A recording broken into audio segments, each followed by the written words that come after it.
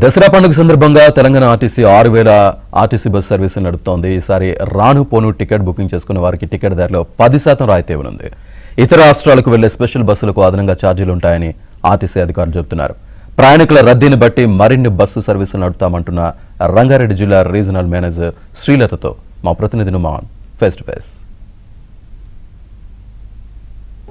Right, ఇటు దసరా పండుగ సందర్భంగా ఇటు తెలంగాణ ఆర్టీసీ ప్రత్యేక బస్సులను ఏర్పాటు చేసింది. సో ఇప్పటికే ఇటు తెలుగు రాష్ట్రాలతో పాటు ఇతర రాష్ట్రాలకు వెళ్ళేటటువంటి ప్రయాణికుల కోసం ప్రత్యేకంగా బస్ సర్వీసులను కూడా ఇటు హైదరాబాద్ నుంచి నడుపుతున్నారు. సో ఎన్ని ప్రత్యేక బస్సులను ఈసారి నడుపుతున్నారు, సో ఎలాంటి ఏర్పాట్లు చేశారు, ఏంటి, ఇలాంటి వివరాలు తెలుసుకుందాం. ప్రస్తుతం మనతో పాటు మాట్లాడడానికి రంగారెడ్డి రీజనల్ మేనేజర్ శ్రీలత గారు ఉన్నారు. వారితో మాట్లాడదాం, వారికి దీనికి సంబంధించి మరిన్ని వివరాలు తెలుసుకుందాం. మరి చెప్పండి, ముఖ్యంగా ఇటు తెలంగాణలో అతిపెద్ద పండుగ దసరా పండుగ, ముఖ్యంగా ఇటు తెలంగాణలో కానివ్వండి ఇటు ఓవరాల్ గా ఇతర రాష్ట్రాలకు ఎన్ని బస్సులను ఆపరేట్ చేస్తున్నారు, ఏంటి? నమస్కారం అండి. రోజు నడిచే బస్సులకి అదనంగా ఇప్పటి నుంచి అంటే ఫస్ట్ నుంచి మనము 13th వరకు ఒక 5500 బస్సెస్ నుంచి 6000 బస్సెస్ ఆపరేట్ చేయాలని నిర్ణయించుకున్నామండి. దీంట్లో మనకి అత్యధిక రద్దీగా ఉండే రోజులు మేము 9th, 10th, 11th అని ఎక్స్పెక్ట్ చేస్తున్నాము. సో ఆ రోజుల్లో అడిషనల్గా అంటే ప్రతిరోజు ఒక 800 to 1000 బస్సెస్ నడపడానికి ప్లాన్ చేసుకున్నాం. దసరా అనేది మన తెలంగాణ పండుగ కాబట్టి ఎక్కువగా మనం అంటే హన్మకొండకి, ఇటు కరీంనగర్, నిజామాబాద్, ఆదిలాబాద్, మళ్ళీ మహబూబ్ నగర్, ఈ నల్గొండ ఇటువైపు విపరీతమైన రద్దీ ఉంటుందని ఊహిస్తున్నాము.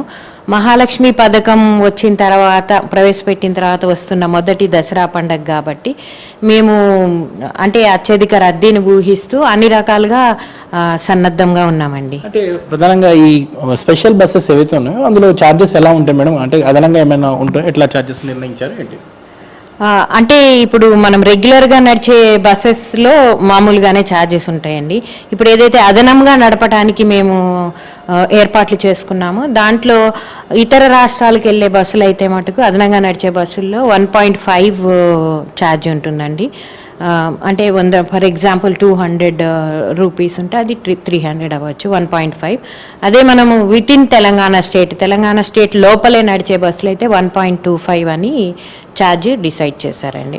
అది అదనంగా నడిచే బస్సుల్లోనేనండి, రెగ్యులర్గా తిరిగే బస్సుల్లో కాదు. ఇటు ముఖ్యంగా ఇటు ఏదైతే ఇటు ఉప్పల్ కానివ్వండి, ఇటు హైదరాబాద్కి సంబంధించినటువంటి ఆరంగర్ పరిధిలో కానివ్వండి, సో అక్కడ ఎలాంటి ఏర్పాట్లు చేస్తున్నారు బస్ స్టాప్ దగ్గర? ఇటు ఉప్పల్, ఎల్బీ నగర్, ఆరాంగర్ ఇవి మనకి మేజర్ ట్రాఫిక్ జనరేటింగ్ పాయింట్స్ అండి. అక్కడ మనము ప్రయాణికులకి షెల్టర్స్ ఏర్పాటు చేయటం జరుగుతూ ఉంది. May I help you counters పెడుతున్నాము, పబ్లిక్ అడ్రస్ సిస్టమ్ ఉంటుంది, ప్లస్ డ్రింకింగ్ వాటర్ ఫెసిలిటీ పెడతాము. 24 hours మా అధికారులు, ఇతర సిబ్బంది అక్కడ 24 hours అవైలబుల్గా ఉంటారు. ఫ్రమ్ 8th October నుంచి అండి. ఇది 11th వరకు ఏర్పాట్లు చేశామండి, 11th వరకు ఉండేటట్లు. ఇప్పుడు వెళ్ళిన దసరా పండగకి ఊర్లకు వెళ్ళిన ప్రయాణికులు అందరూ 14th తిరిగి వస్తారని ఊహించుకుంటున్నాము. ఎందుకంటే 15th నుంచి కాలేజెస్, స్కూల్స్ రీఓపెన్ కాబట్టి 14th మ్యాక్సిమం రిటర్న్ అవుతారు అనుకుంటున్నాము.